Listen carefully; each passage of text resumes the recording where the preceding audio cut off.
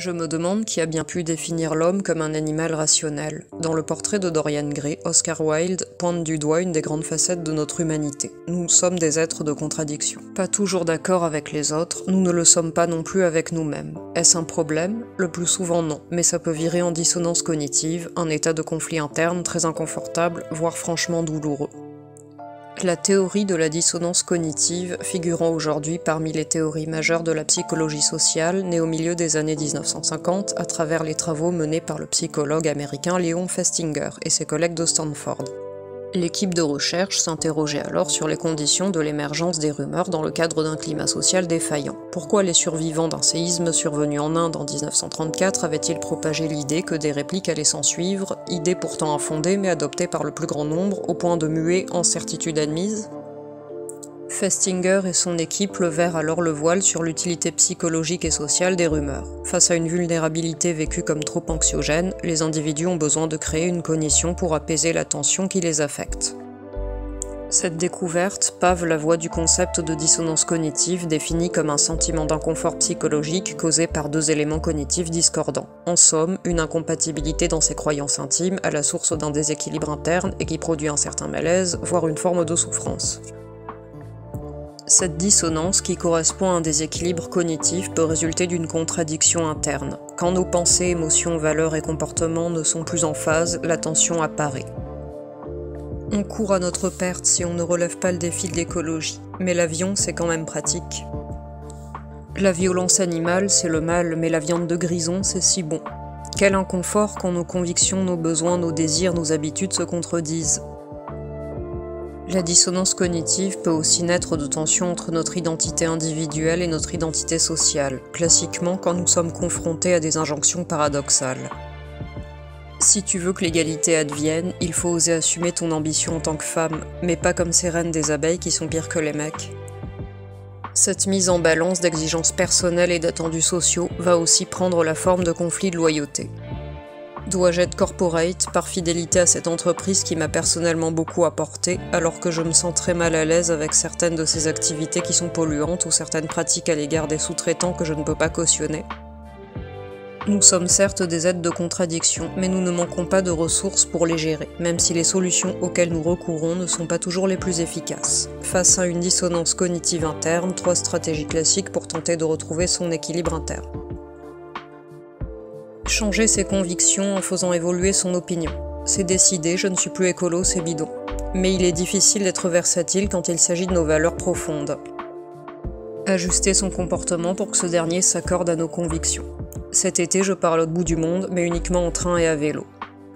Mais le changement, c'est laborieux. Tiens, le temps que j'arrive à 1000 km de ma destination, mes vacances sont finies.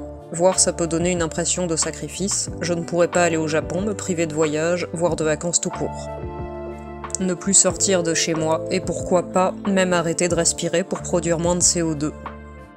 Alors souvent, on se contente d'un mécanisme de défense apparemment plus confortable et très puissant, la post-rationalisation. On ajoute des conditions supplémentaires à notre système de pensée pour apaiser notre esprit tourmenté.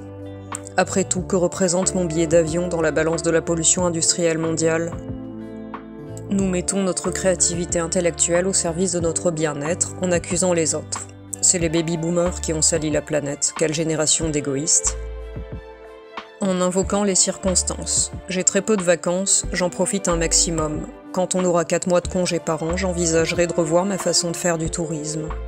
Ou en trouvant des justifications d'opportunité. Dans ce cas précis, je prends l'avion pour la bonne cause, un chantier humanitaire pour construire des digues anti-inondation dans un petit village fortement menacé par les conséquences du changement climatique. Quand la dissonance cognitive nous met en tension entre notre être-soi et notre environnement, arrive le conflit de loyauté. Que faire quand nous sommes en dissension avec un de nos groupes d'appartenance, par exemple au travail? 2 solutions. Soit on affirme son opinion contradictoire avec assertivité quitte à rentrer en conflit, mais le conflit est coûteux en temps et en énergie et peut avoir des conséquences néfastes sur l'appréciation du groupe à notre égard. Pour ne pas se retrouver marginalisé, il est donc fort tentant de se conformer à l'opinion générale. Rejoindre l'avis majoritaire du groupe en taisant son opinion dissidente alimente fatalement le sentiment de dissonance cognitive créant du mal-être individuel et pouvant à terme affecter le sens que l'on trouve au travail. Cette posture conformiste qui crée de l'autocensure n'est pas plus bénéfique au collectif qui se prive de facto des richesses de la diversité humaine. La prévention des souffrances et des effets délétères de la dissonance cognitive se joue à plusieurs niveaux. Au niveau individuel, il est primordial d'être à l'écoute de ses émotions, et notamment de ses émotions négatives. Qu'elles se manifestent par de la peur, de la colère, de la tristesse ou du dégoût. Elles sont certes dérangeantes, mais pas moins utiles. Elles se font les messagères d'un malaise naissant. Il revient donc à chacun d'entre nous de développer son intelligence émotionnelle. Au niveau managérial, la prévention des risques psychosociaux induits par les situations de dissonance cognitive passe par un accueil des émotions complexes de chacun.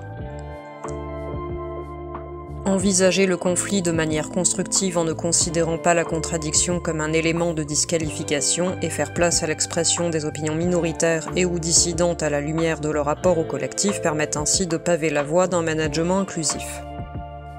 L'organisation peut et doit envoyer des messages clairs sur sa volonté de favoriser les expressions de l'être soi avec une politique concrète d'inclusion. Il s'agit notamment d'imposer la culture du débat qui doit cascader à tous les échelons de l'organisation.